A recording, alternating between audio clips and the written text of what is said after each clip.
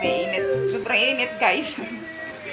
Hindi ako gaano nakapaglinis sa loob ng bahay. Sa kabila, sa may sala, grabe init.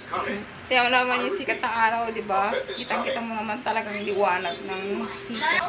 Kaya, ayun. Siguro mamaya pa ako maglinis mga gabi na. Kasi, ano init, grabe, super init. Nahirapan ako maglinis ng bahay dahil super init. Dito pa lang sa may kusina, grabe, tagaktak yung pawis ko pag nagluluto lang ako ng ulam namin. Grabe ang init, di ko na maintindihan, so sobrang init. Tapos isa lang panpa etong static kong electric fan, tingnan nyo na. Hindi na gumagana, nasira na yung na-overheat yata tong electric fan na to. Static pa naman, sayang. Ay, magkano din bili ko dito, nasa 1,000 mahigit. Kaya, napakahirap, diba?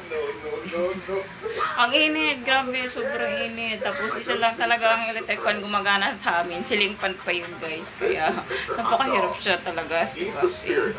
Ewan ko, ang init talaga sa grabe, sobrang init. Hindi ko maintindihan yung init. Grabe, init. Kaya, minsan naman, sa naliligo kami sa 3 times a day. Kasi grabe, super init. 3 times a day kami naliligo. Gawa ng super init. Di maintindihan. Sarap magbabad ng tubig doon sa banyo. At maglublog doon sa planggana. Guys, mamaya, balik tayo, guys. Bye-bye. Bye-bye.